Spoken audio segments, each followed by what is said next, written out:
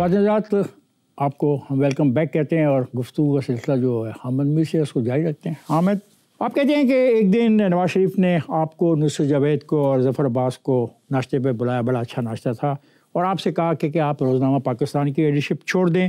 ان کی آفر کیا تھی اور وجہ کیا تھی؟ اب آپ ایک بہت ہی ڈینجرس ایریا میں داخل ہو گئے ہیں۔ میں نہیں ہو رہا، یہ آپ کے حامد میر کی کہانی صفحہ 41 میں آپ نے جو فرمایا، جو آپ نے کہا، میں اسی کے حوالے سے اس میں ایسے ہے۔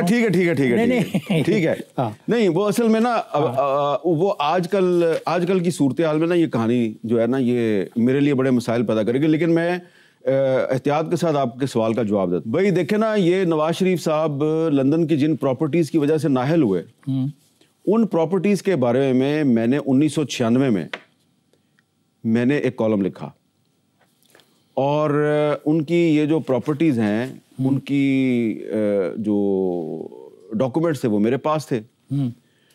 پھر میرے ساتھ ایک اور ڈاکومنٹ آپ کے پاس کیسے آ گئے؟ ڈاکومنٹس، اب یہ سب کچھ تو نہیں نا میں آپ کو بتا سکتا۔ تاریخ کا حصہ نہ ہو، تاریخ کا حصہ ہے تو ایک اور بھی گواہ ہے، سعید قاضی، وہ میرے ساتھ اخبار کا اسسٹنٹ ایڈیٹر تھا۔ اس کو میں نے کہا تم فیچر کرو۔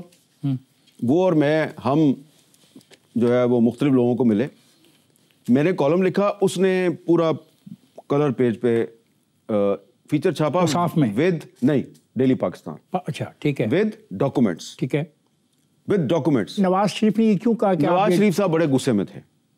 نواز شریف صاحب نے وہ جو ناشتے کی ٹیبل تھی اس پہ مجھے کہا کہ آپ پاکستان اخبار سے استعفیٰ دے دیں، یہ آپ سے اکبر بھٹی نے لکھوایا۔ میں نے کہا جی مجھ سے کوئی نہیں لکھوا سکتا، میں نے اس پہ انویسٹیگیشن کی ہے۔ کہتے ہیں آپ اخبار چھوڑ دیں، پاکستان چھوڑ دیں، میں آپ کو نوائے وقت کا ریزیڈنٹ ایڈیٹر لگوا دیتا ہوں۔ میں نے کہا آپ ایڈیٹروں کی پوسٹنگ ٹرانسفر کرتے ہیں؟ اگلا سوال ہمارا آپ سے یہ ہے کہ بقول آپ کے، میں کبھی نہیں بھولوں گا، نواز شریف نے ہمیں بلایا اور پوچھا دھماکہ کروں یا نہ کروں۔ مجیب الرحمان شامی نے کہا نہ کرو، مجید نظامی نے کہا دھماکہ کر دو ورنہ تمہارا دھماکہ ہو جائے گا۔ اب سوال یہ ہے کہ شامی صاحب کہتے ہیں کہ انہوں نے ایسا نہیں کہا، انہوں نے مشروط طور پہ حمایت کی تھی کہ آپ کر دیں دھماکہ، اور سعودی عرب سے بات کر لیں کہ اگر 4 سال کا پیٹرول ہمیں وہ دیتے ہیں بغیر کسی پیسے کے تب کریں گے۔ حقیقت ہے جو میں نے اس وقت سنا تھا میں نے اسی وقت لکھ دیا تھا، ٹھیک ہے، اور جو مشروط انہوں نے ہو سکتا ہے بات کی ہو، لیکن میں یہ سمجھتا ہوں کہ خود وہاں پہ تھے نہیں وہ۔ کون؟ آپ نے تو کوٹ کیا، موجود تھا بھائی۔ آپ تو ان کو بھی کہہ رہے ہو کہ وہ بھی موجود تھے اور انہوں نے اپوز کیا۔ وہ کہتے ہیں ایسی بات نہیں۔ کس نے؟ میرے دوست شامی صاحب نے اپوز کیا۔ ہاں، وہ کہتے ہیں ایسا نہیں ہے، میں نے مشروط بات کی۔ آگے کیا یہ حقیقت ہے کہ مشرف نے 2007 میں ججوں کی بحالی کی تحریک سے میڈیا کی توجہ ہٹانے کے لیے لال مسجد کے معاملے میں میڈیا کو استعمال کیا؟ بالکل صحیح بات ہے، اس کا میں آئی وٹنس ہوں، اس لیے کہ مجھے لال مسجد کے اندر جب سیج ہوئی تھی، گھیرا ڈالا ہوا تھا، تو مجھے اعجاز الحق جو ہے اس نے، وہ اس وقت منسٹر تھا مذہبی امور کا، تو اس نے مجھے کہا یار یہ کوئی ایشو نہیں ہے، یہ جو مسجد کے ساتھ تو کوئی پھڈا نہیں ہے، تو یہ کس نے پھڈا پیدا کیا ہے، تو یہ مسئلہ حل کرائیں۔ میں نے کہا ہاں مسئلہ حل کرائیں۔ تو میں اور اعجاز الحق بیک ڈور سے ایک راستہ تھا، ہم اس راستے سے غازی عبدالرشید اور مولانا عبدالعزیز کے پاس چلے گئے۔ ہم جب انہوں نے کہا کہ ٹھیک ہے کوئی مسئلہ نہیں ہے تو آپ ہمارے پاس آ گئے ہیں، بڑا شکریہ، ہم مسئلہ حل کرنے کی کوشش کرتے ہیں، لیکن جب ہم نکل رہے تھے تو انہوں نے کہا کہ ادھر جو ملیٹنٹس ہیں مسجد کے اندر ہمارا ان سے کوئی تعلق نہیں ہے، یہ تو آپ کے ملیٹنٹس ہیں۔ آپ سے مراد آپ کے؟ نہیں، میرے نہیں، حکومت کے۔ اچھا، تو یہ تو گن پوائنٹ پہ انہوں نے قبضہ کیا ہوا ہے اور ان کی تو شفٹیں ہیں۔ تو ہم جب باہر آ رہے تھے تو ایک رائڈر جو ہے وہ باہر دروازے پہ کوئی خط دے کے گیا، اور ایک جو خادم تھا مولانا عبدالعزیز صاحب کا، وہ لے کے آیا، تو وہ جب وہ لیٹر کھولا گیا تو وہ وزارت مذہبی امور کی طرف سے لال مسجد کو نوٹس دیا گیا تھا کہ آپ یہ جگہ خالی کریں، اور منسٹر صاحب ساتھ کھڑے ہیں۔ اچھا، مطلب اس کا مطلب یہ ہے کہ میڈیا کو استعمال کیا گیا۔ میڈیا کو اس طرح استعمال کیا گیا کہ پرویز پھر جب یہ ساری سچویشن کا مجھے پتہ چل گیا اور پھر جو اس وقت سیکرٹری داخلہ تھے کمال شاہ صاحب, انہوں نے مجھے پوری سچویشن بتائی. وہ کہتے ہیں جی کہ یہ جو ملیٹنٹس ہیں ادھر لال مسجد کے, ان کو ہم نے پکڑا ہے اور ان سے اسلحہ برآمد کیا ہے, پکڑ کے ہم نے ان کو تھانے میں بند کر دیا ہے. ہمیں فون آتا ہے ایک ادارے کا, ان کو چھوڑ دو. ہم ان کو چھوڑتے ہیں, وہ پھر جا کے لال مسجد میں بیٹھ جاتے ہیں. اب جناب میں نے یہی بات آرمی ہاؤس میں 10 صحافیوں کی موجودگی میں نے پرویز مشرف کو سنا دی کہ آپ ڈبل گیم کر رہے ہیں ہمارے ساتھ. وہ غصے میں آ گیا, اس نے کہا بھائی کمال شاہ سے بات کراؤ, کمال شاہ سے بات کراؤ. تو وہ جنرل حامد جاوید صاحب جو ہیں انہوں نے کمال شاہ سے بات کی, کمال شاہ نے کنفرم کر دی, میں نے کنفرم کر دی. مشرف صاحب جھاگ کی طرح بیٹھ گئے اور اس کے بعد پھر چودھری شجاعت صاحب نے نیگوسیشن شروع کی. نیگوشیشنز کامیاب ہو گئیں, اس کے باوجود آپریشن ہو گیا. آپ نے دیکھا کہ مجھ سمیت بہت سے اہل صحافت نے ججوں کی بحالی کو اپنی زندگی اور موت کا مسئلہ بنا رکھا تھا. احمد صاحب, جس تحریک کو آپ نے اپنی زندگی اور موت کا مسئلہ بنا رکھا تھا, اسے حاصل کیا ہوا؟ کہا جاتا ہے یہ تو ایک جنرل کی دوسرے جنرل کے خلاف ایک جنگ تھی. دیکھیں, اس لائرز موومنٹ کے دوران آصف زرداری صاحب سے میری بڑی بحث ہوتی تھی اور یہاں تک کہ وہ پریزیڈنٹ بھی بن گئے تو ہم ان کو کہتے تھے کہ آپ ججوں کو بحال کریں. ہم نے تو زندگی موت کا مسئلہ بنایا ہوا. وہ جو میں کہہ رہا ہوں نا, اس طرح کر کے میں بات کرتا تھا ان کے سامنے, چھوڑوں گا نہیں, یہ نہیں ہے, نو کمپرومائز ہے وہ, آپ کہتے تھے. ہاں. تو وہ اب زرداری صاحب مجھے کہتے تھے اچھا یہ بندہ جو ہے افتخار چودھری تیرا ہیرو, یہ ریٹائرمنٹ کے بعد جب پارٹی بنائے گا تو پارٹی میں شامل ہوگا. میں نے کہا یہ میرا ہیرو بالکل پارٹی نہیں بنائے گا, وہ رول آف لا کی جنگ لڑ رہا ہے. اس نے کہا اس کی پارٹی کا نام ہوگا جسٹس پارٹی. جب وہ پارٹی بنائے گا تو ٹی وی پہ آ کے یہ اعلان کرے گا کہ میں غلط تھا اور آصف زرداری ٹھیک تھا. ہاں میں کر دوں گا. ہاں بھائی, میرا سوال یہ ہے کہ یہ ایک جنرل کی دوسرے جنرل کے خلاف جنگ تھی. میرا سوال یہ ہے, جنگ نہیں تھی, اس میں جنرل کیانی صاحب تھے جو, ہاں, کیانی ورسز مشرف. نہیں, کیانی ورسز نہیں تھا, کیانی کے ساتھ پوری فوج تھی. فوج جو ہے وہ مشرف سے تنگ آ چکی تھی. یہ ایک ریپیٹیشن تھی, ہسٹری نے رپیٹ کیا تھا. جس طرح یحییٰ خان نے فوج کی مدد سے ایوب خان کو ہٹایا, اسی طرح جنرل کیانی نے فوج کی مدد سے مشرف کو ہٹایا. جنرل کیانی سے آپ کے بڑے قریبی تعلقات تھے. یہ تعلقات کب بنے؟ قریبی تعلقات نہیں تھے, وہ ایسے تھا کہ میری 1-2 دفعہ ان سے ملاقات ہوئی تھی جب وہ کور کمانڈر راولپنڈی تھے. تو مشرف صاحب پہ اٹیک ہوا تو اس کی انہوں نے انکوائری شروع کی. انہوں نے جو بندے پکڑے ہوئے تھے, میں نے یہ کالم لکھا کہ یہ بندے غلط پکڑے ہوئے ہیں.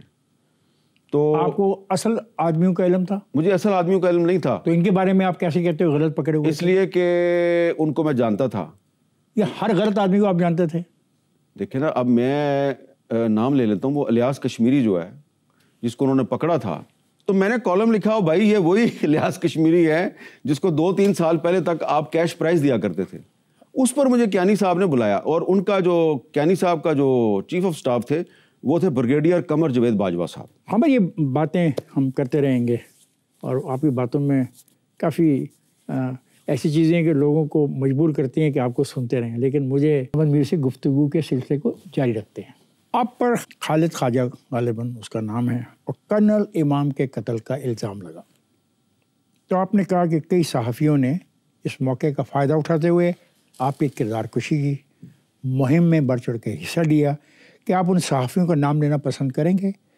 کیا آپ اس صحافی کا بھی نام لینا پسند کریں گے جس نے آپ کی حمایت میں بیان دیا؟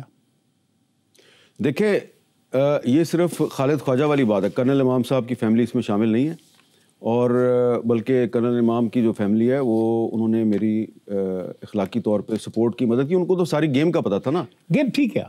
گیم یہ تھی کہ اسلم بیگ صاحب کی کتاب پڑھیں آپ, اقتدار کی مجبوریاں. اسلم بیگ صاحب نے کرنل امام صاحب کو کہا کہ طالبان کی اور امریکہ کی بات کروائیں, ٹھیک ہے.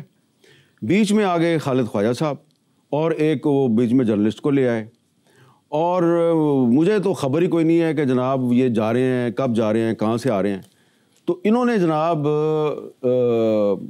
کرنل امام صاحب اور خالد خواجہ صاحب, کرنل امام کے بارے میں یہ کہا جاتا ہے نا کہ وہ طالبان کے استاد تھے اور طالبان ان کی بہت عزت کرتے تھے. بالکل کرتے تھے, بالکل کرتے تھے. وہ ہرات میں کونسلیٹ جنرل تھے جب, تو بالکل طالبان ان کی عزت کرتے تھے. لیکن جس طریقے سے جن لوگوں نے کرنل امام کو قتل کیا, تو اس سے یہ لگتا ہے کہ قتل کرنے والے جو ہیں ان کو نہ تو طالبان کی عزت کا خیال تھا اور نہ ہی ان کو کرنل امام کی اہمیت کا احساس تھا, اور وہ کسی ایجنڈے پہ تھے, ٹھیک ہے نا. تو اس میں یہ جب واقعہ ہو گیا, یہ دونوں ادھر گئے, ان کو اغوا کر لیا گیا. ان کے ساتھ جو تیسرا جرنلسٹ تھا, he was a British national, اس کو چھوڑ دیا, اور جو 2 پاکستانی تھے ان کو انہوں نے قتل کر دیا. آپ پر الزام کیوں لگا؟ میرے پہ تو الزام اس کے بہت دنوں کے بعد لگا. کیوں وائے حامد میر؟ ہاں, وہ ایسے کہ مجھے ایک اس زمانے میں پیپلز پارٹی کے منسٹر تھے, انہوں نے بلا کے کہا کہ یار آپ مسنگ پرسنز کا ایشو بہت اٹھا رہے ہیں, تو آپ باز آ جائیں, آپ پہ انہوں نے کوئی کیس ڈال دینا ہے. میں کہا میرے پہ کیا کیس ڈالیں گے؟ کس سن کی بات ہے؟ یہ 2010 کی بات ہے. 2010. اور آپ کو ایک بلایا وزیر نے اور کہا مسنگ پرسن کا معاملہ مت اٹھاؤ, اور نہ کوئی کیس میں نے کوئی پارلیمنٹ ہاؤس کے باہر کھڑے ہو کے ایک پروگرام کیا تھا مسنگ پرسنز کی فیملیز کے ساتھ. آمنہ مسعود جنجوا تھی اور لوگ تھے, تو مجھے انہوں نے کہا کہ یہ آپ کے ساتھ کچھ کریں گے. پھر مجھے پریزیڈنٹ صاحب نے بلایا, زرداری صاحب نے. یہ آصف زرداری اور آپ لگتا ہے کہ ایک سارا دن یہی کام کرتے وہی جو آرٹیکل نہیں تھا جس کی وجہ سے آپ کی اور میری چھٹی ہو گئی تھی, تو اس وقت تک تو زرداری صاحب جو ہیں وہ سمجھتے تھے کہ میں کوئی بہت بڑا کانسپریٹر ہوں. وہ پھر جب ان کو پتا سمجھتے تھے یا پھر یہ ثابت کیا تم نے؟ وہ پھر بعد میں پھر جو ہے وہ انہوں نے پھر میرے ساتھ ایک ان کی انٹیمیسی بن گئی. کانسپریسی کرنے کے لیے نہیں, کہ جس طرح آپ کی بہت سے سیاستدانوں سے دوستی ہو جاتی ہے تو ہماری بھی ہو گئی. تو انہوں نے مجھے کہا کہ آپ ذرا احتیاط کریں, تو 2 ایشوز ہیں, ان کو اگر آپ اوائڈ کریں تو پرابلم نہیں ہوگی. میں نے کہا جی کون سے 2 ایشوز ہیں؟ انہوں نے کہا ایک مسنگ پرسن اور ایک بلوچستان. اچھا, جن صحافیوں نے میرے خلاف پروگرام کیے, بعد میں پھر انہوں نے میرے سے معذرت کر لی. 2017 میں وہی جو 2010 کا کیس ہے, اس پر اسلام آباد ہائی کورٹ کے ایک جج صاحب جو ہیں وہ میرے پہ FIR کروا دیتے ہیں. کون جج صاحب؟ جسٹس محسن اختر کیانی. ٹھیک ہے, کیوں دشمنی ذاتی کوئی تمہاری؟ مجھے نہیں پتا, لیکن کیانی ایک جنرل کیانی تمہارا دوست ہے اور ایک جج کیانی تمہارے پہ پرچہ کروا دیتا ہے. اب اس میں انٹرسٹنگ بات یہ تھی کہ پرچہ درج ہوا تھانہ رمنا میں. تھانہ رمنا جو ہے وہ 2010 میں جب وقوع ہوا شمالی وزیرستان میں, تو تھانہ رمنا تھا ہی نہیں. جب عمران خان PTI بنا رہے تھے تو آپ نے لکھا کہ مجھے ایسا محسوس ہوا کہ اس نئی جماعت کا چہرہ تو عمران خان ہوں گے لیکن ماسٹر مائنڈ حمید گل ہوں گے. لیکن ساتھ ہی آپ کہتے ہیں کہ عمران خان, نواز شریف اور حمید گل دونوں سے دور رہے. ان 2 متضاد بیانات سے میں کیا اخذ کروں؟ کیا پروجیکٹ عمران خان کا ماسٹر مائنڈ حمید گل تھے یا نہیں؟ حمید گل کو عمران خان نے اپنی پارٹی کے قریب نہیں آنے دیا, اور اس کا بڑا انٹرسٹنگ واقعہ ہے کہ لاہور میں محمد علی درانی صاحب نے کسی جگہ پہ مجھے بلایا. یہ 1996 کے شروع کی بات. یہ سارے ایسے لوگ آپ ہی کو کیوں بلاتے ہیں؟ یہ کبھی بھائی میری عمران خان سے دوستی تھی. اچھا, ٹھیک ہے. ضیاء شاہد صاحب کی اس سے بڑی دوستی تھی عمران خان سے. تو عمران خان جو ہے وہ, میں اس کو کہتا تھا کہ تم نے پارٹی نہیں بنانی, you are an undisputed hero, اور ریفارمر کا کردار ادا کرو. ضیاء صاحب کہتے تھے کہ نہیں تم پارٹی بناؤ. تو اب عمران خان جو ہے وہ ایک طرف مجھ سے بات کرتا ہے, دوسری طرف ضیاء صاحب سے بات کرتا ہے. ایک دن اس نے مجھے محمد علی درانی نے کہا یہ کہ ہم اپنے گھر ایک میٹنگ کریں تو آپ ادھر آ جائیں. میں ادھر گیا جب, تو وہاں پہ عمران خان بھی تھے اور حمید گل بھی تھے اور بھی 3-4 لوگ تھے. اب وہاں پہ سارے اس کو کہہ رہے ہیں کہ آپ پارٹی بنائیں, یہ ہوگا وہ ہوگا. میں اور ایک اور بندہ تھا, اس نے, ہم نے کہا کہ نہیں آپ کو پارٹی نہیں بنانی چاہیے, آپ کو ریفارمر کا کردار ادا کرنا چاہیے. تو عمران خان نے کہا ہاں میں تم صحیح کہتے ہو. میں خوش ہو گیا. ہم ادھر سے اٹھے, حمید گل صاحب بڑے ڈسپوائنٹڈ, مجھے کہتے ہیں کہ آپ نے اچھا نہیں کیا. یہ حمید گل نے آپ سے کہا آپ نے اچھا نہیں کیا. تو میں بڑا خوش, اور محمد علی درانی صاحب بھی مجھ سے کچھ ناراض. خان صاحب نے مجھے گلے ولے لگایا اور میں اپنے دفتر چلا گیا. اور 3 دن بعد عمران خان نے پارٹی اناؤنس کر دی. تو آپ کو 3 دن تک پتہ ہی نہیں لگا کہ کچھ کر رہے ہیں؟ اب جب آپ صحافی ہو, اب بڑے باخبر صحافی تھے. میں جناب اس دوران سیریا چلا گیا تھا. ٹھیک ہے, ورنہ آپ کو یہ بات بھی پتہ لگ جاتی کہ یہ پارٹی بنا رہے ہیں. اچھا, اب میں جب واپس آیا تو میں نے آگے عمران خان صاحب سے باقاعدہ لڑائی کی. میں نے کہا آپ پارٹی بنائیں یا آپ کی مرضی ہے, میرے ساتھ آپ نے کیوں غلط بیانی کی؟ کہتا ہے میں نے تیرے ساتھ کوئی غلط بیانی نہیں کی. میں نے جب تیرے سامنے بات کی تھی تو اس وقت مجھے لگ رہا تھا کہ میں نے اگر پارٹی بنا لی تو پارٹی کا چیئرمین حمید گل ہوگا اور میں یا تو وائس پریزیڈنٹ ہوں گا یا جنرل سیکرٹری ہوں گا. میں نے وہاں پہ کہہ دیا میں نے پارٹی نہیں بنانی. میں وہاں سے باہر نکلا, حمید گل نے میرے سے کوئی بات نہیں کی, معاملہ ختم ہو گیا, حمید گل صاحب کہیں چلے گئے. تو مجھے میرے ساتھیوں نے کہا سنہری موقع ہے, حمید گل صاحب سے جان چھوٹ گئی ہے, آپ اپنی پارٹی اناؤنس کر دیں. تو میں نے پارٹی اناؤنس کر دی. اتنا غیر سنجیدہ رویہ ایک پارٹی کو اناؤنس کرنے کا. دیکھیں, اور وہ جو پارٹی جب اناؤنس ہوئی تھی تو وہ جو ساری عمران خان نے جو پریس کانفرنس کی تھی وہ ساری جو اس کی اسپیچ ساری جو ہے وہ ضیاء صاحب جو ہیں, ضیاء شاہد صاحب, وہ انہوں نے تیار کی تھی اور پارٹی کا نام سجیسٹ کیا تھا حسن نثار صاحب نے. اور آپ کا رول کیا تھا؟ میرا رول تو یہ تھا کہ میں چاہتا تھا کہ خان صاحب پالیٹکس میں نہ آئیں. اس وقت میرا یہ خیال تھا کہ عمران خان نے ہسپتال بنایا ہے, اس کو ایک یونیورسٹی بنانی چاہیے, اس کو پاکستان میں ریفارمر کا کردار ادا کرنا چاہیے. حامد میر سے گفتگو آپ نے سنی. یہ پروگرام کا پہلا حصہ تھا. اس پروگرام کا دوسرا حصہ اگلے اتوار ضرور دیکھیے گا.